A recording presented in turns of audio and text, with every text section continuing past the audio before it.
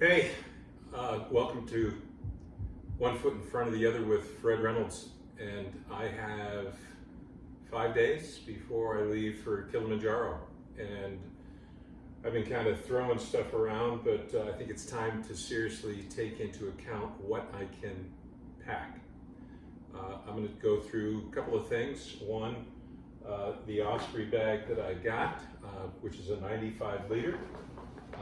I like the way the zippers come together, and I can use one of my Tumi luggage locks that the outfitter that I'm going with, and I'm proudly wearing that t-shirt, Wilderness Travel, said was a good idea to bring. Also, my day pack that I'm bringing is a 50 liter bag, and I'm going to go over what I'm going to put in that as well. But hey, who knows what to expect, and especially when you get up high. The night before summit with this outfitter, we stay at 18,500 feet, and they said to expect some potentially chilly temperatures. So again, we'll see. But I'm going to run through some things of what I'm taking.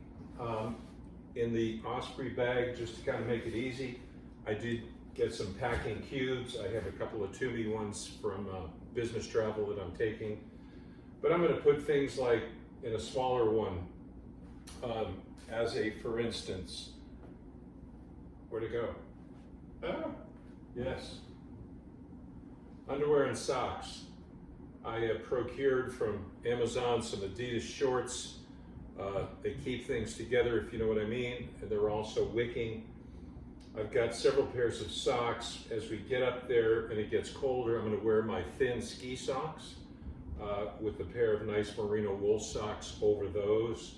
At night sleeping, I've got these very comfortable wool socks that hopefully will keep the feet warm. One other thing that I'm going to bring quite a few of, because I live in Park City, Utah. We ski in the winter. Got a lot in last year, even with the COVID stuff, but I'm going to use hand warmers, both sleeping bag, but I'm also going to use hand warmers to keep electronics warm. We'll go over that after a bit.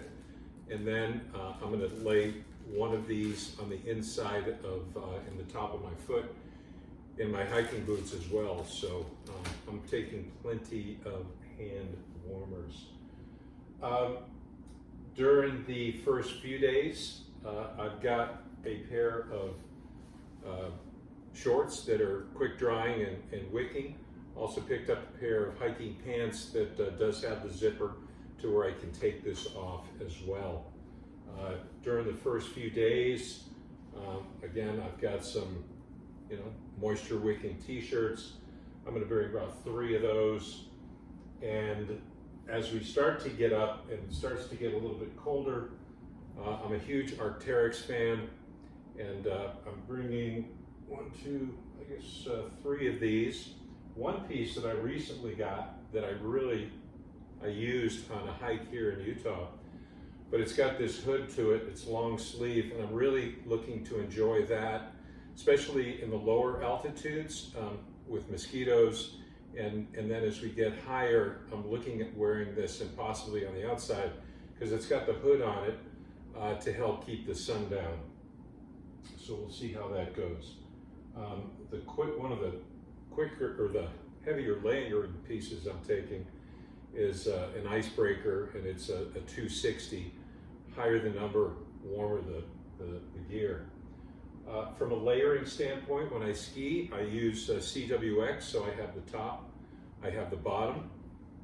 I also have a pair of fleece, and I've got a Patagonia and a Smart Wool top and bottom that I'm also going to use as a layering piece as well.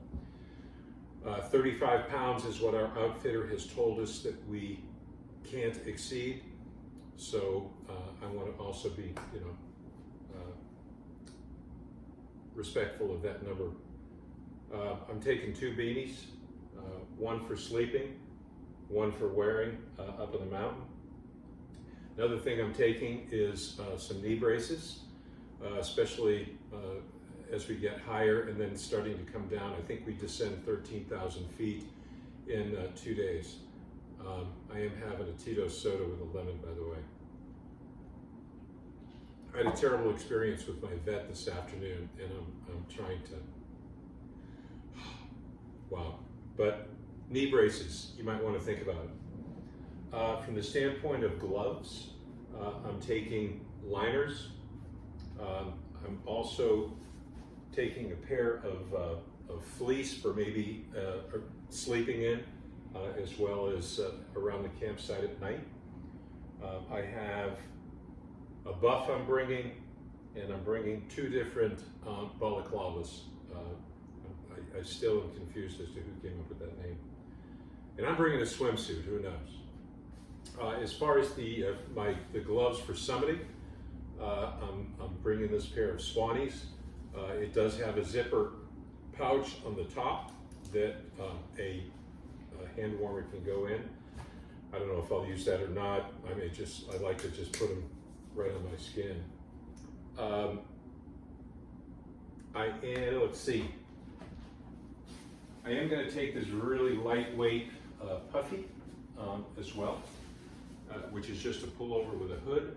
I have a really nice puffy right here that doesn't weigh a lot, but I'll tell you, it sure is warm. So I'm trying to decide on whether, if I wear this, do I wear a lightweight puffy, which is a North Face product. This I've had for a long time, and I'm looking forward to using it on Kilimanjaro. Black Diamond, these are collapsible poles. So I found out from TSA, not allowed, I did ask, not allowed on the backpack or day pack that I'm taking. Also, medical kit that'll go in the day pack once I get there. Pair of tennis shoes that are lightweight. These are On Clouds. My boots, which again are really important. I made the investment in a pair of Loas, and I think as much as I've used them, these things from day one were like slippers. So looking forward to that. I did buy a pair of Black Diamond gaiters, and looking forward to using those. I've seen a lot of videos where people have put those on. I'm going to take my Arc'teryx shell, as well as my pants that I ski in, and they're both Gore-Tex, so if it does rain, hopefully that'll keep me dry. I am also taking poncho with me. That'll be in my day pack, and also a fly for my day pack as well.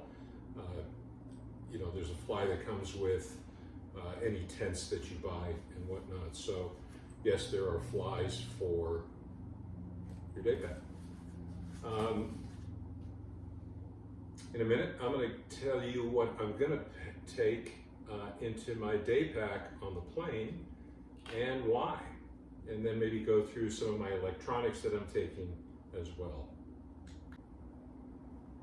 So hey, let's segue to, I've got my Osprey bag with a lot of stuff that I'm packing in it. You know, one thing that some people talk about and many don't talk about is it seems like luggage gets lost, and I don't really care to lose some of the more important things, especially like my boots, my shell, some other items, electronics, and I'll go over that stuff too. But this is a 50-liter day pack, and it's got a nice waist belt as well as a chest clip. But it's got a lot of room on the inside, and I am going to take my boots. I am going to take my Arc'teryx top and bottom shell. I'm going to put my gaiters in there as well. Some things that I also don't want to lose are electronics. I'm taking the Garmin Mini. This is not an inexpensive little tool, and not that it is expensive, but I'm going to have fun having my friends and family be able to follow me up and over the hill. I did get a nice pair of Zeiss small binoculars. Living in Park City, I've always wanted a pair of binoculars. I've tested these, and they're really just what I want. and really looking forward to taking those. Something else I invested in, we'll see how it works, and I certainly will talk about after I'm back, but is this Power Traveler solar charger. I'm going to attach it to the backpack, see how it works, but I'm hoping that I can use it more by draping it over the tent, you know, when we get to camp, and giving my phone more than anything a little bit of a charge. So that's going to go in my day pack that I'm taking on the plane as well. I invested in an OtterBox. Actually, I've had that for a while, but I have 2 charging docks that I'm taking with me. This OtterBox is really nice. I'm going to use this just in case, but I'm also going to use this one on a daily basis, more so for my phone and some of my smaller electronics like earbuds, the Garmin, which doesn't need anything, maybe every 2-3 days. I will have my Garmin Phoenix with me as well. Usually that's good for 14 days, but if I'm using tracking and some other things, I'm sure that that battery is going to go. I am going to take some extra batteries, Triple A's, and also this really nice Petzl headlamp. A friend of mine bought this for me and said, Fred, hey, I'd like to donate this for your trip, but just if you would, put it out there at the end of the trip for the porters so that they could use it. And so I'm looking forward to giving that away. You know, I did this in another video, but you know, malaria medicine, you gotta love the D word, diarrhea medicine. But I think instead of this one, I'm just gonna try the Imodium. And then this one is for altitude, which I probably will not be taking. Taking a bunch of clip blocks, a bunch of them.